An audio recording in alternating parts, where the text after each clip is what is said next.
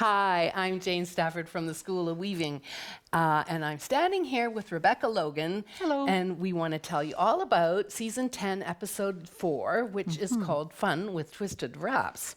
Twisted Wraps. Right. So last year when Rebecca was here teaching us her second episode on Shadow Weave, she was wearing this and in the episode. And we got so many comments about it and questions about it that we thought, we need to do an episode on this.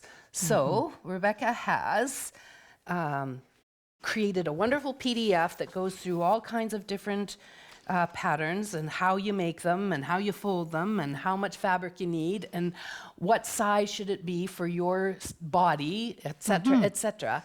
Options. And then we have this amazing rack full of twisted wraps that she has made from all kinds of scarves and shawls that she created for the Dream Team in different episodes of the School of Weaving. So tons of fun, tons of information, great PDF, and come join us.